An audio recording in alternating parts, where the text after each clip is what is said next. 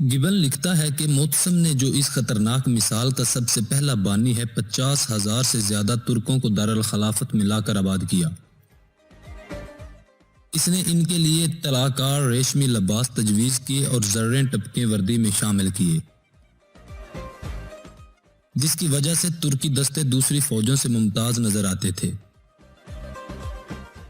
ہر سال ہزاروں ترک غلام پایہ تخت میں لائے جاتے تھے، ان میں سے کچھ محافظ شاہی دستے میں شامل کیے جاتے تھے اور باقی فوج میں بھرتی ہوتے تھے۔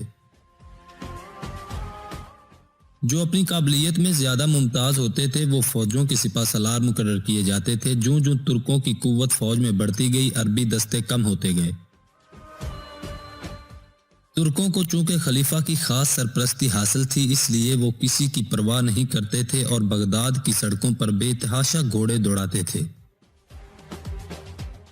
جس سے اکثر عورتیں اور بچے ٹکرا کر زخمی ہو جاتے تھے اور بعض اوقات مر بھی جاتے تھے۔ اس لیے بغداد کے باشندے ان کے مظالم سے بہت جلد عاجز آ گئے۔ جب معتصم کے پاس ان کی شکایتیں کثرت سے پہنچنے لگی تو اس نے فیصلہ کیا کہ ترکوں کے لیے بغداد سے باہر ایک چھاؤنی بنائی جائے۔ اس کام کے لیے اس نے سامرا کا مقام پسند کیا، جو بغداد سے تقریباً 60 میل کے فاصلے پر واقع تھا۔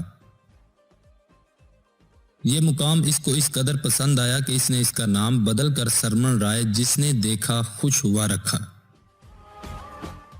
فوجی بارکوں کے علاوہ خلیفہ وزراء کے لیے بھی عالیشان محل تیار کیے گئے، اور چونکہ معتصم نے بغداد کا قیام ترک کر کے اپنی ترک سپاہ کے ساتھ سامرا میں رہنا شروع کر دیا تھا، اس لیے رعایا کے ہر طبقہ کے لوگ اسی نئے شہر میں آ کر آباد ہونے لگے۔ تھوڑے ہی دنوں میں سامرا ایک نہایت پر رونق شہر بن گیا۔ وہ 221 ہجری سے لے کر 289 ہجری تک، یعنی کہ 836 عیسوی سے لے کر 894 عیسوی تک 7 خلفائے عباسیہ کا دارالسلطنت رہا۔ جب معتمد تخت پر بیٹھا تو اس نے سامرا کو چھوڑ کر پھر بغداد کو پایہ تخت بنایا۔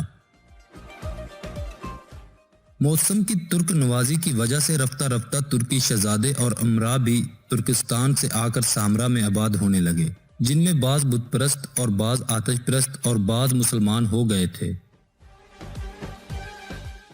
دارالخلافت میں رہنے کے بعد غیر مسلم ترکوں میں بھی اسلام پھیلنے لگا، اور اس تعلق سے ماوراء النہر کے ترکوں میں جو اپنے وطن میں مقیم تھے اسلام کی اشاعت ہونے لگی۔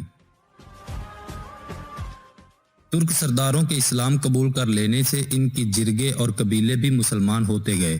34 صدی ہجری 10ویں صدی عیسوی میں ترک بطوع خاطر بکثرت سے اسلام میں داخل ہوئے۔ 349 ہجری 920 عیسوی میں 2 لاکھ ترک گھرانے مسلمان ہوئے۔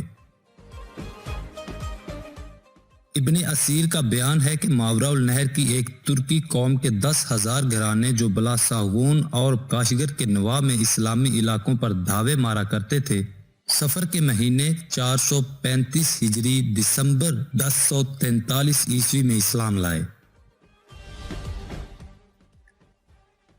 خلیفہ معتصم کے بعد ترکوں کا اقتدار فوج و حکومت میں روز بروز بڑھتا گیا، اور نوبت یہاں تک آ پہنچی کہ خلیفہ بغداد کا عزل و نصب تمام تر انہی پر منحصر تھا۔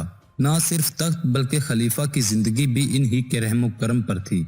انہوں نے متعدد خلفاء کو ذلیل کر کے تخت سے اتارا اور بعضوں کو قتل بھی کر دیا۔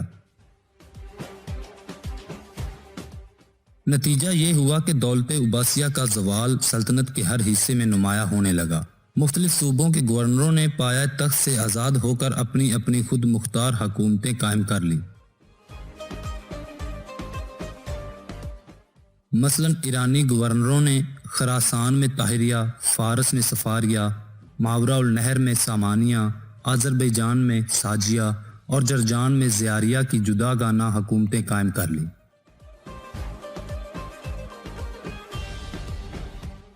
اسی طرح ترکوں نے مصر میں طولوینہ، ترکستان میں ایلکیہ، پھر مصر میں اکسشیہ اور افغانستان و ہند میں دولت غزنویہ کی بنیاد ڈالی۔ یہ تمام حکومتیں 3 صدی کے وسط سے 34 صدی ہجری کے وسط تک قائم ہو گئیں۔ 5ویں صدی ہجری 11ویں صدی عیسوی میں ترکوں کے ایک گروہ نے خراسان میں دولت سلجوقیہ کی بنیاد رکھی۔